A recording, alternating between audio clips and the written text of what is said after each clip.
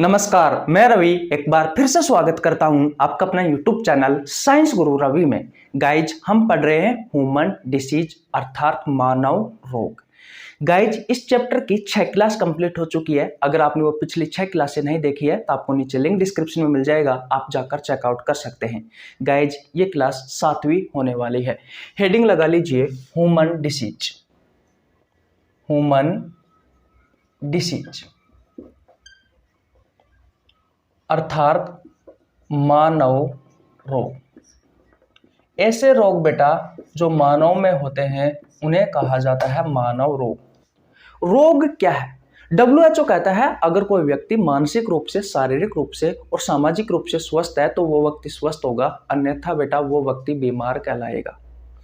ये मैंने आपको इस चैप्टर के इंट्रोडक्शन में बहुत अच्छे से बताया था।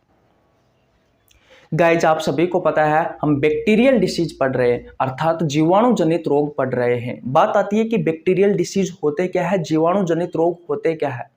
ऐसे रोग होते हैं बेटा ये जो बैक्टीरिया के कारण होते हैं, जो जीवाणु के कारण होते हैं। ऐसे रोगों को कहा जाता है बैक्टीरियल डिसीज या फिर जीवाणु जनित रोग।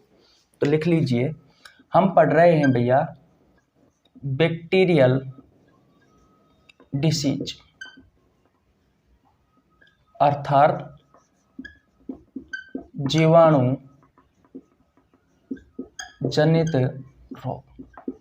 ये ऐसे रोग है बेटा जो बैक्टीरिया के कारण होते हैं या फिर जीवाणु के कारण होते हैं। ऐसे कौन कौन से रोग है बेटा जो बैक्टीरिया के कारण होते हैं? देखिए नंबर 1 पर आता है टीबी, जिसे कहा जाता है ट्यूबरक्लोसिस। इसे तपेदिक रोग, क्षय रोग, यक्ष्मा रोग भी कहा जाता है। दूसरा होता है भैया न्यूमोनिया। न्यूमोनिया। तीसरा कौन सा होता है? तीसरा होता है भैया टाइफाइड। टाइफाइड। चौथा कौन सा है? तो चौथा है भैया कोलेरा। पांचवा कौन सा है? तो पांचवा है भैया प्लेग। छठा कौन सा है? तो है भैया डिप्थीरिया। सातवां कौन सा है? तो सातवां है भैया सिफिलिस। यहां पर वाई आएगा, सिफिलिस। आठवां कौन सा है? तो है भैया टीटेनस। और 9वां कौन सा है? लेप्रोसी। ये 9 बीमारियां है बेटा जो बैक्टीरिया के कारण होती है। TB, pneumonia, typhoid, cholera, plague, diphtheria, syphilis, tetanus और लेप्रोसी। जिसमें से बेटा हम टीबी के बारे में पढ़ चुके, न्यूमोनिया के बारे में पढ़ चुके, टाइफाइड के बारे में पढ़ चुके, कोलेरा के बारे में हम पढ़ चुके। आज की इस वीडियो में हम पढ़ने वाले हैं बेटा प्लेग के बारे में। जैसे ही आपका आज प्लेग खत्म हो जाएगा फिर आपकी बैक्टीरिया से होने वाली 4 बीमारियां पड़ेगी। मैं आपको बता दूं बेटा 100 में से अधिकांश परसेंट, लगभग 99% संभावना है बेटा कि बैक्टीरिया से होने वाले रोगों से आपकी प्रतियोगी परीक्षाओं में जो क्वेश्चन पूछे जाते हैं वो इन्हीं 9 बीमारियों में से पूछे जाते हैं। इसलिए इन 9 बीमारियों को तो आपको पढ़ना ही पढ़ना है। तो स्क्रीनशॉट ले लीजिए भैया और हेडिंग लगा लीजिए प्लेग। आशा करता हूं आपने स्क्रीनशॉट ले लिया होगा। वीडियो में आगे बढ़ने से पहले मैं मेरे बारे में बता देता हूं। मेरा नाम रवि है। मैं सभी प्रतियोगी परीक्षाओं के लिए बायोलॉजी पढ़ाता हूं। जो कंटेंट आपको पेड कोर्स में उपलब्ध नहीं होता है उससे अच्छा कंटेंट देने की कोशिश करता हूं। आपको हमारे साथ जुड़ने के लिए ₹1 देने की आवश्यकता नहीं है। सिर्फ आपको हमारे चैनल को सब्सक्राइब करना है, बेल आइकन को प्रेस करना है, जिससे आपके पास हमारी वीडियो का नोटिफिकेशन टाइम टू टाइम पहुंच सके। गाइज मैंने बायोलॉजी के बहुत सारे चैप्टर करवा रखे हैं, बहुत सारे चैप्टरों के MCQ क्वेश्चन करवा रखे हैं। अगर आपने नहीं देखे हैं तो आप चैनल पर जाकर चेकआउट कर सकते हैं। गाइज मैं आपको बता दूं, मैं हर रोज कम्युनिटी पोस्ट पर एक पोस्ट डालता हूं जिसमें बायोलॉजी का वो बेहतरीन क्वेश्चन होता है जो या तो आपसे आपकी प्रतियोगी परीक्षाओं में पहले पूछा गया होता है या फिर उससे आगे पूछे जाने की संभावना रहती है। इसलिए कम्युनिटी पोस्ट पर जो भी क्वेश्चन डालता हूं प्लीज उसका जवाब दे दिया करो, क्योंकि वहां से भी आपको बहुत कुछ सीखने को मिलता है। हेडिंग लगा लीजिए भैया आप प्लेग। प्लेग बेटा प्लेग को काली मौत भी कहा जाता है। क्या कहा जाता है? काली मौत भी कहा जाता है। अब सबसे पहले बात आती है कि इस प्लेग को काली मौत क्यों कहा जाता है? क्योंकि बेटा इसमें शरीर के जो अंग होते हैं जैसे कि हाथ पैर, शरीर की जो स्किन होती है वो काली होकर बेटा अंतिम समय में इंसान की मौत हो जाती है। इस वजह से बेटा इस प्लेग को काली मौत के नाम से भी जाना जाता है।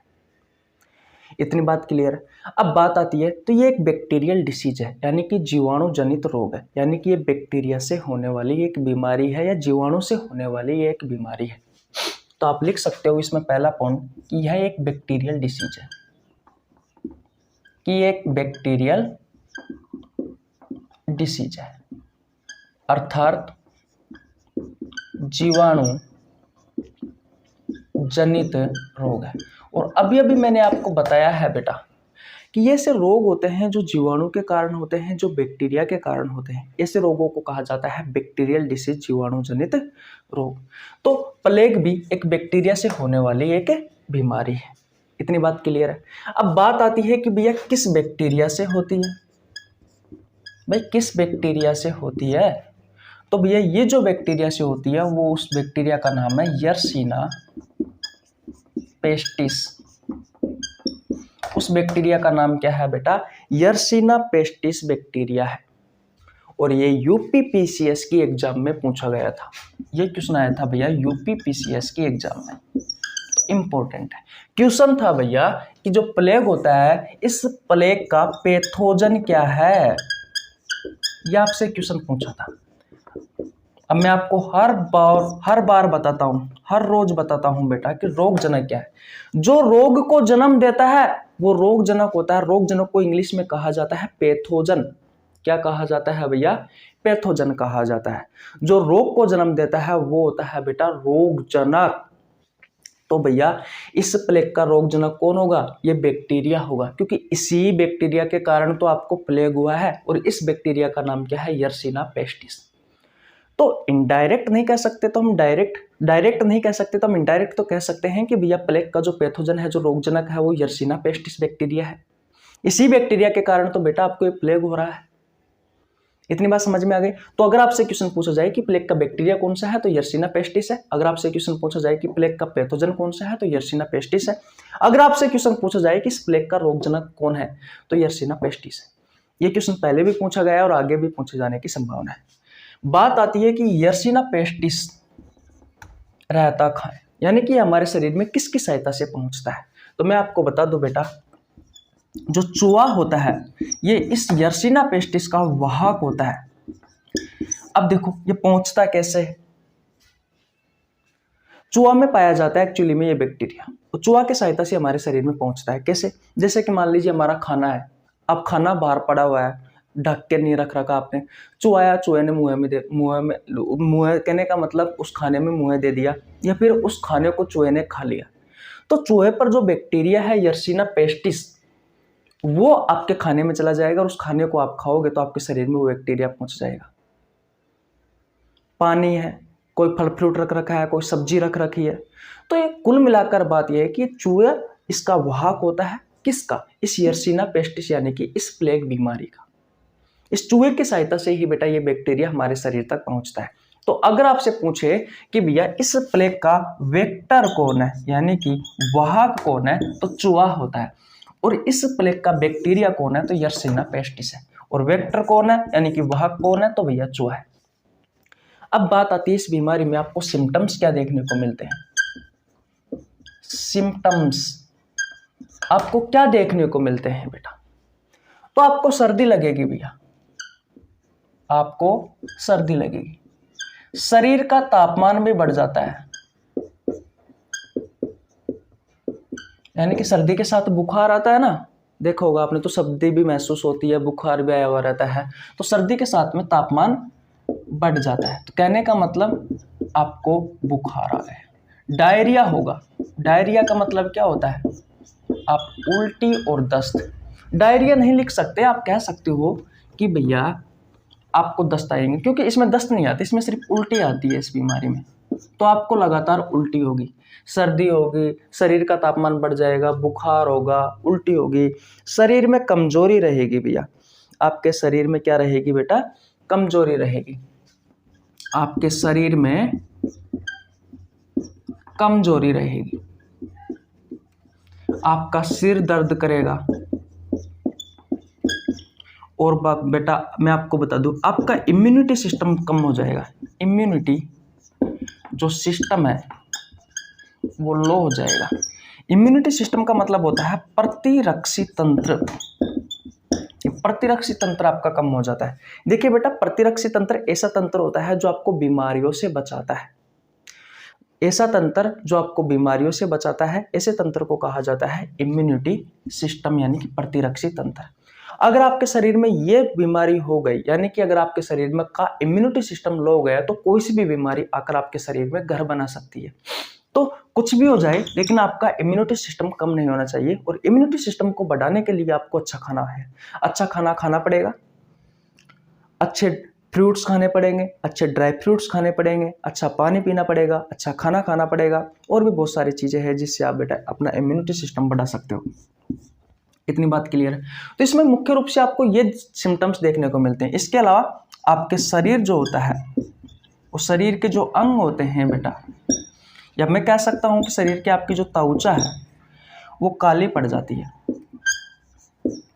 जैसे कि हाथ, पैर, कमर, गर्दन, वैसे बेटा शरीर के अंग इसमें काले पड़ जाते हैं। तो ये कुछ मुख्य सिम्टम्स है बेटा जो आपको देखने को मिलते हैं, जैसे कि सर्दी तो शरीर का तापमान बढ़ जाना, बुखार, उल्टी, शरीर में कमजोरी, सिर दर्द, आपका इम्यूनिटी सिस्टम लो हो जाता है, यानी कि प्रतिरक्षी तंत्र कम हो जाता है।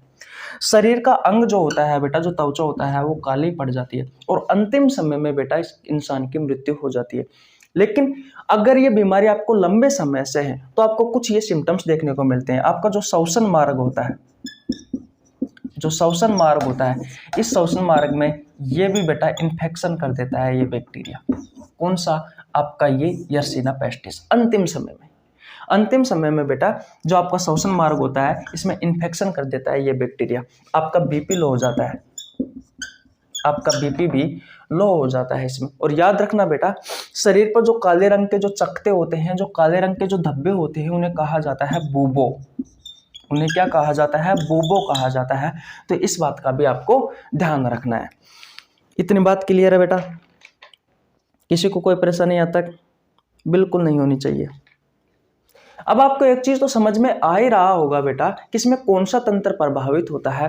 तो अगर आपसे ये क्वेश्चन पूछा जाए कि इनमें कौन सा तंत्र प्रभावित होता है, तो प्रभावित तंत्र होता है बेटा इसमें श्वसन तंत्र, क्योंकि इसमें अंतिम समय में जो श्वसन मार्ग होता है बेटा, इस श्वसन मार्ग में इन्फेक्शन कर देता है ये बैक्टीरिया। इतनी बात क्लियर? और मैं आपको बता दूं बेटा, यूरोप में 3री शताब्दी में यूरोप की 1/3 जनसंख्या भैया खत्म हो गई थी इस बीमारी से। जो यूरोप है, इस यूरोप की 1/3 जनसंख्या खत्म हो गई थी भैया। यानी कि अगर यूरोप में टोटल 3 है ना, तो उसमें से 1 जनसंख्या भैया खत्म हो गई थी। इतनी बात क्लियर है? यूरोप की 1/3 जनसंख्या खत्म हो गई थी भैया। यानी कि अगर मैं बात करूं तो 100 में से लगभग 33% जनसंख्या खत्म हो गई थी। इतनी बात क्लियर है? 100 में से 33% जनसंख्या खत्म हो गई थी भैया यूरोप की 3री शताब्दी में। इस बीमारी से, बहुत ही खतरनाक बीमारी है, इंसान की फटाफट मौत होती है। तो ये चीज याद रखनी है। अब आपसे आपकी प्रतियोगी परीक्षाओं में क्या क्वेश्चन पूछा जाएगा? ये पूछा जाएगा कि प्लेग कौन सी बीमारी है, बैक्टीरिया से होने वाली है, वायरस से होने वाली है, प्रोटोजोआ से होने वाली है, या फिर कवक से होने वाली है? तो बेटा याद रखना, बैक्टीरिया से होने वाली बीमारी है। इस प्लेग का बैक्टीरिया कौन सा है? यर्सीना पेस्टिस। इस प्लेग का पैथोजन कौन सा है? यर्सीना पेस्टिस। इस प्लेग का रोगजनक कौन सा है? तो आपका पेस्टिस या यर्सीना पेस्टिस है। इस प्लेग का वेक्टर क्या है? वह क्या है? तो चूहा है भैया। ये क्वेश्चन है आपके, ये क्वेश्चन है। निम्न में से कौन सी बीमारी से बेटा यूरोप की 1/3 जनसंख्या खत्म हो गई थी? इसी प्लेग से, इसी काली मौत से। इस प्लेग जो काली मौत बीमारी है बेटा, इसमें कौन सा प्रभावित तंत्र होता है? यानी कि कौन सा तंत्र प्रभावित होता है? तो श्वसन तंत्र प्रभावित होता है। ये सारी चीजें आपको याद रखनी है। इसमें इम्यूनिटी सिस्टम लो हो जाता है, यानी कि प्रतिरक्षी तंत्र कम हो जाता है। शरीर पर काले चकत्ते पड़ जाते हैं, काले धब्बे पड़ जाते हैं, शरीर का तापमान बढ़ जाता है, बुखार, सर्दी, उल्टी, शरीर में कमजोरी, सिर दर्द, ये सभी लक्षण आपको देखने को मिलते हैं। तो ज़्यादा कुछ याद करने की आवश्यकता नहीं है, प्लेग में सिर्फ आपको इतना ही याद रखना है। तो कैसी लगी आपको वीडियो? अगर वीडियो अच्छी लगी हो तो वीडियो को लाइक कर दीजिए, आपके छोटे भाई के लिए एक प्यारा सा कमेंट कर दीजिए। चैनल पर नया तो चैनल को जरूर सब्सक्राइब कर लेना, बेल आइकन को प्रेस कर लेना, जिससे आपके पास हमारे वीडियो का नोटिफिकेशन टाइम टू टाइम पहुँच सके। गाइस स्क्रीनशॉट ले लीजिए। हर रोज शाम 7 बजे इस चैप्टर की क्लास आती रहेगी आपको और मिलती रहेगी, इसलिए शाम 7 बजे जरूर तैयार रहा करो यार। और दिन में भी आपको शॉर्ट वीडियो या कभी जो अच्छी अच्छी नॉलेज है वो प्रोवाइड करवाई जाती है। अगर आपको बायोलॉजी पढ़नी है तो आप इस यूट्यूब चैनल पर फ्री ऑफ कॉस्ट सभी प्रतियोगी परीक्षाओं के लिए बायोलॉजी बहुत अच्छे कंटेंट के साथ पढ़ते हो। तो मिलते हैं नेक्स्ट वीडियो में, तब तक के लिए जय हिंद, जय भारत, राम राम।